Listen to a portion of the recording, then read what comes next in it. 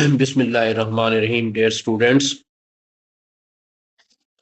आज हम इंशाल्लाह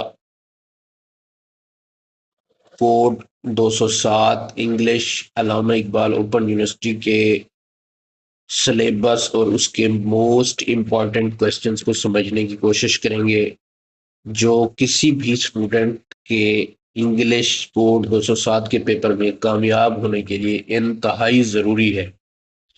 डियर स्टूडेंट्स, मैंने ये ऑब्जर्व किया है कि बहुत से स्टूडेंट्स इंग्लिश की बुक इतना टाइम लगा देते हैं कोड 207 को पढ़ने में, लेकिन उस सिलेबस को समझने की कोशिश नहीं करते।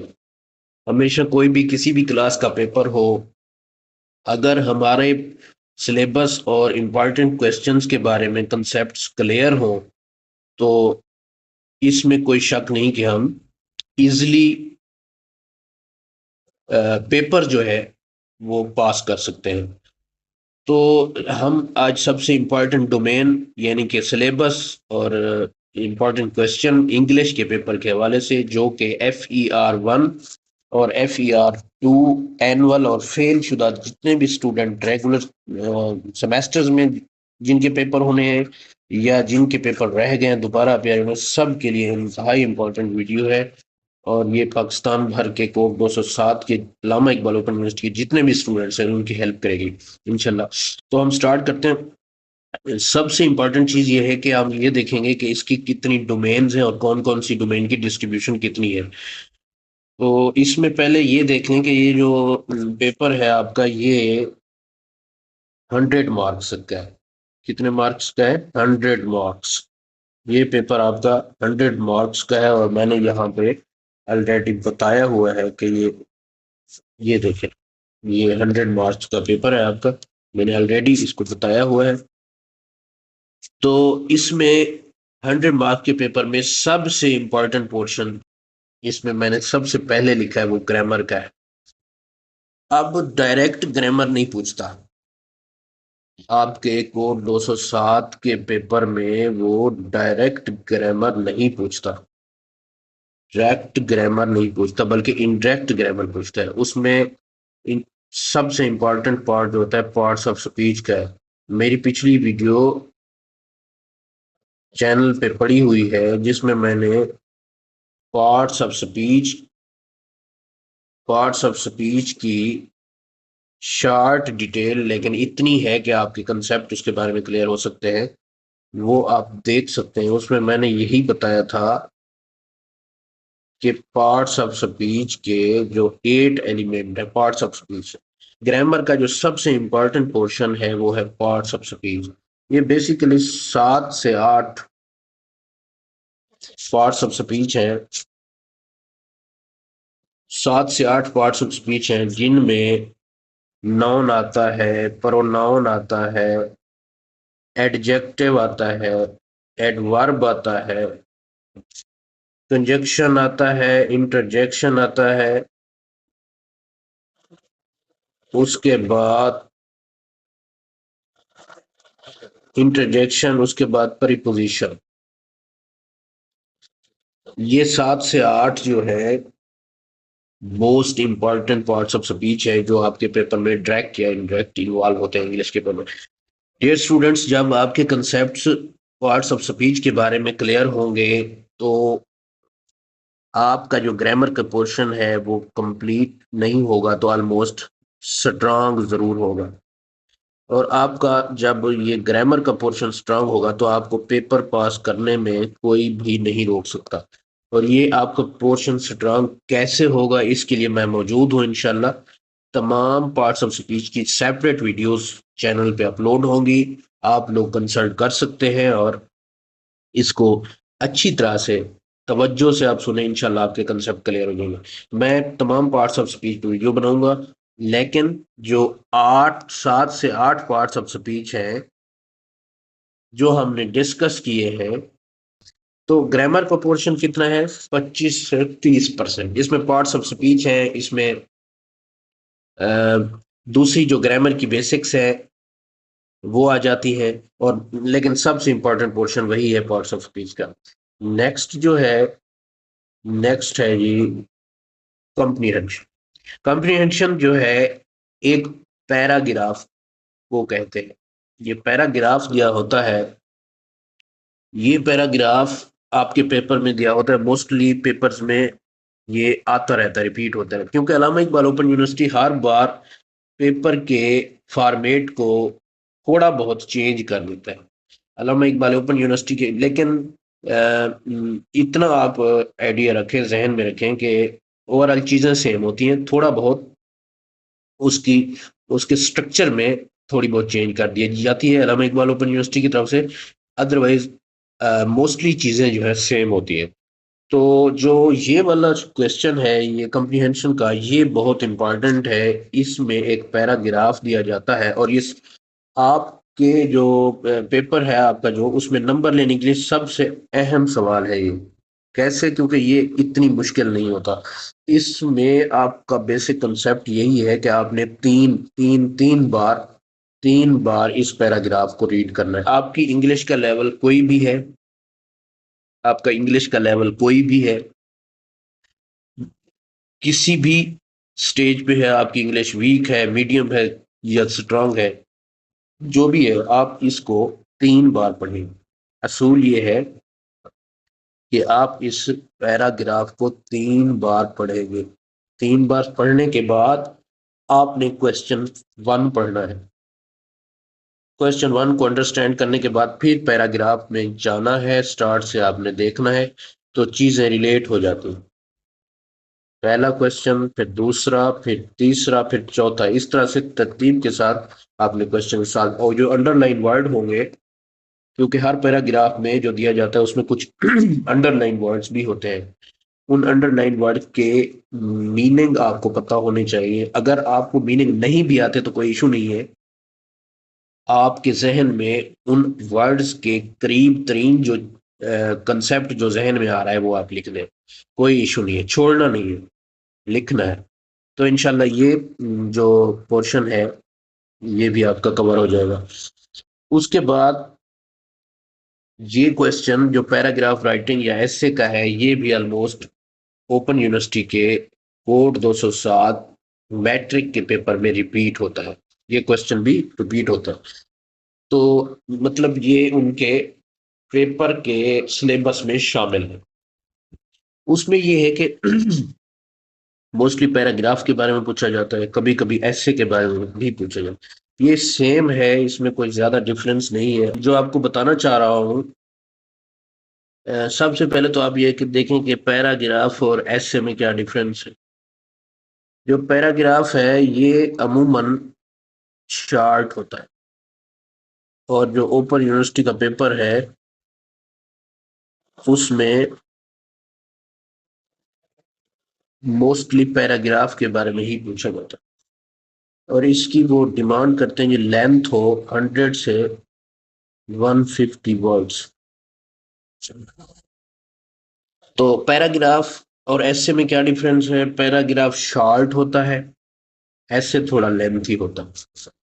पैराग्राफ में जो रिसर्च है एक्सटेंसिव, यानी कि बड़ी हद तक आइडियाज को शेयर किया जाता है। ऐसे में और पैराग्राफ में जो रिसर्च बेस्ड राइटिंग है वो कम होती है, यानी कि आप एक सिंगल पॉइंट के ऊपर फोकस रखते हैं और ज्यादा रिसर्च के ऊपर आपकी मतलब फोकस आपका नहीं होता। ये सबसे पहली चीज ये है कि ये शार्ट होता है।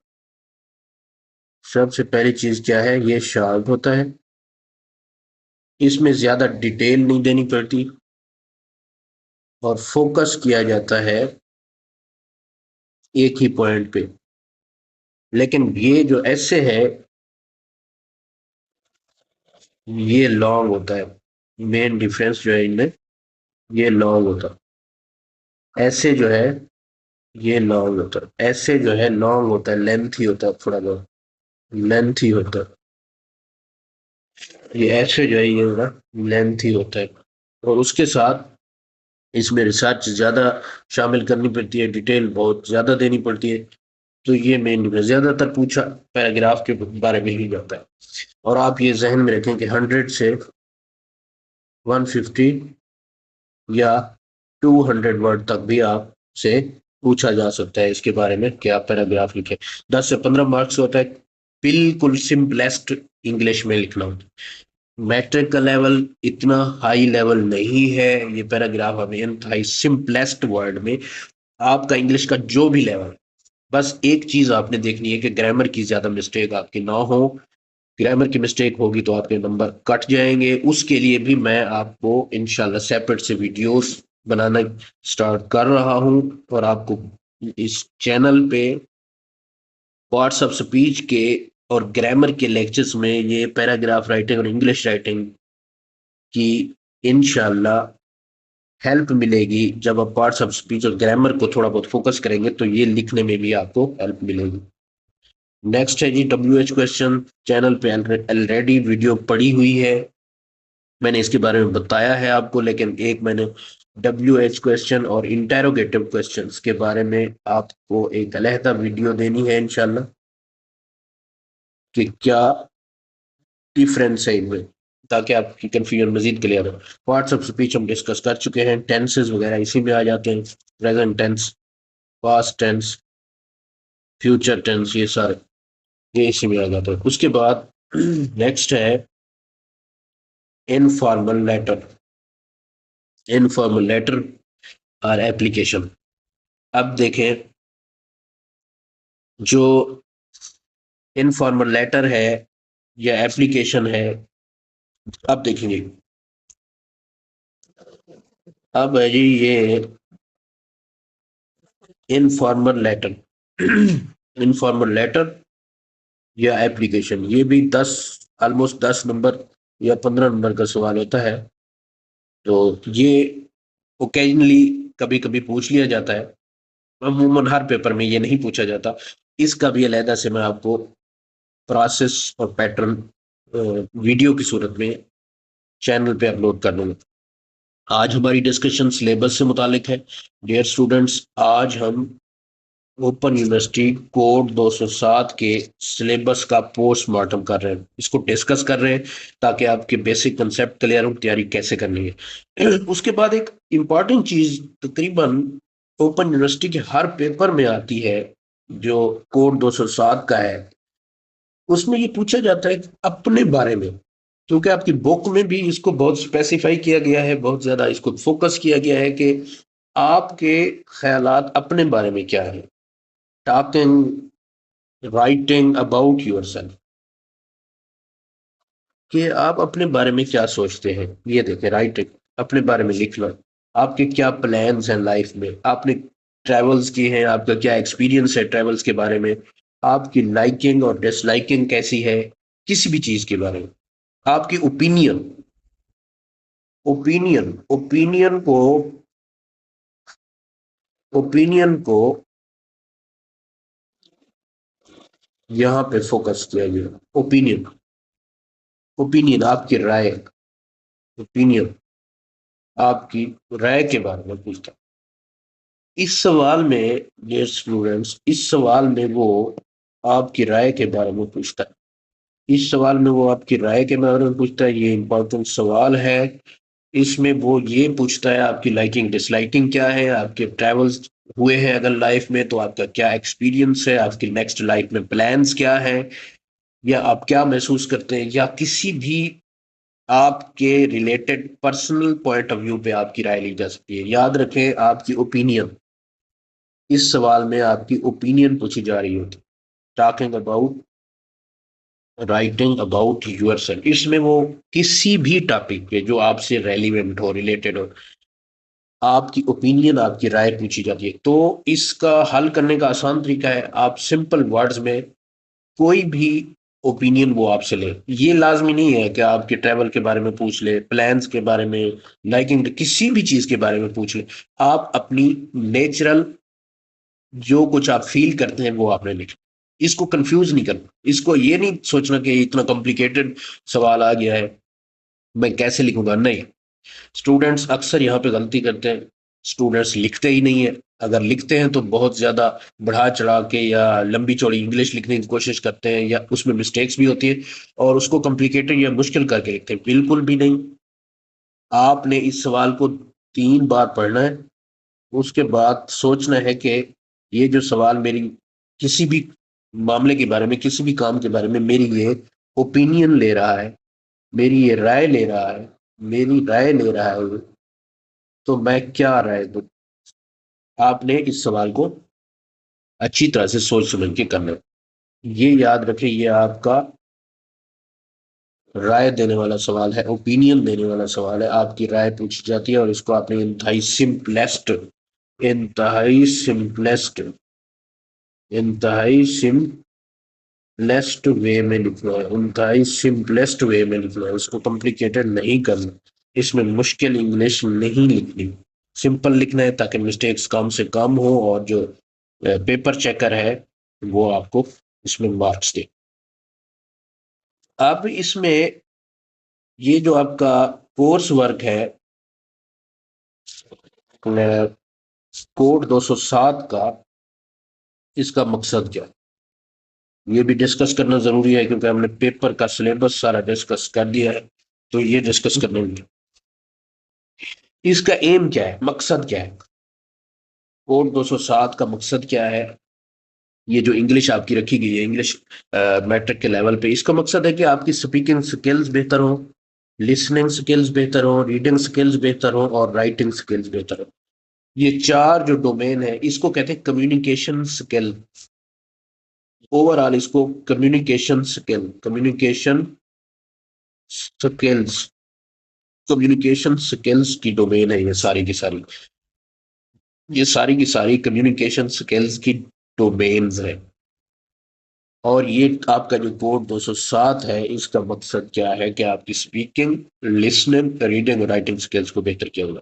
डियर स्टूडेंट्स, आज हमने कोड 207 मैट्रिक के सिलेबस और इंपॉर्टेंट क्वेश्चंस का पोस्टमार्टम कर दिया है।